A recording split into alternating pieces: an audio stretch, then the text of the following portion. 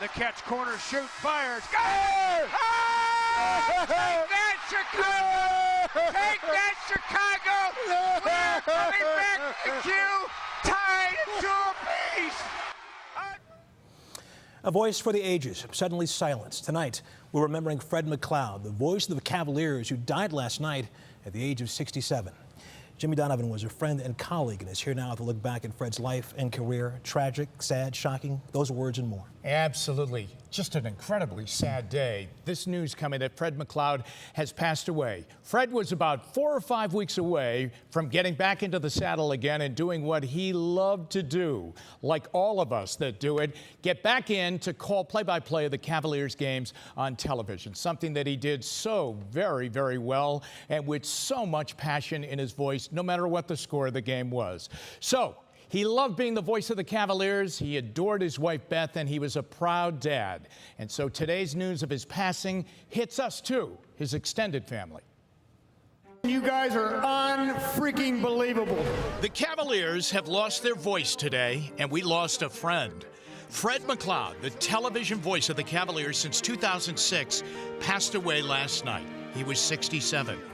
We all spent many a fall and winter night with Fred and his partner Austin Carr. They came into our homes calling the long and winding road of Cavs basketball.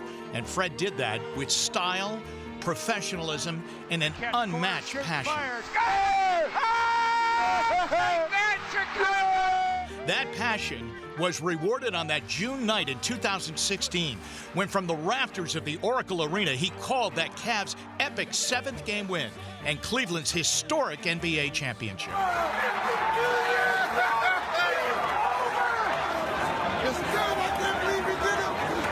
That video shot by his amazing and loving wife, Beth. Fred was a sportscasting lifer. Cleveland way back in the 70s, Detroit for decades. And welcome to the Sports Final Edition. I'm Fred McLeod. And then back home to describe 2 amazing runs with LeBron James. LeBron himself expressed his sympathies to the man who called thousands of his points. Find anybody. That's all I hear. The voice of a team becomes family in a city. You get to know everything about them. Fred McLeod always wanted the Cavs to win, no doubt about that. And even when down on the scoreboard, they were never out of the game. Fred preached hope. So to the man who coined many catchphrases like, he's shuffling his shoes on a travel, he went right down Euclid Avenue for a breakaway dunk, and the bottom for a three-point shot that swished through. We have to say goodbye. You did it. You flat out did it. We did it. Fred called every Cavs win a wine and gold winner, and he certainly was one.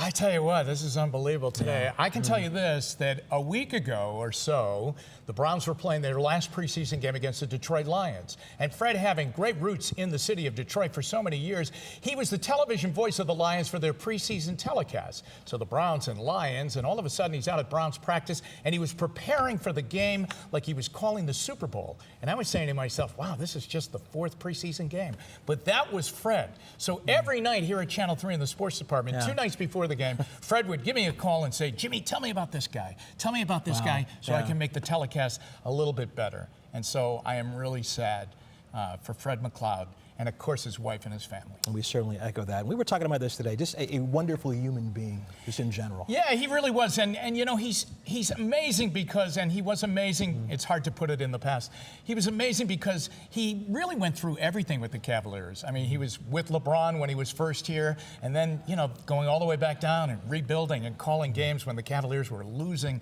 a lot of nights. And then LeBron comes back and you're at the top of the mountain, and then you rebuild. But with Fred, it was always a chance for the Cavaliers to win. Always there, even if they were down a bundle with a minute left. He always held out hope. And we will hear from his broadcast partner, Austin Carr, later on tonight. Tough day for him. Oh, certainly. And we'll see you later in sports. Thank you, Jimmy.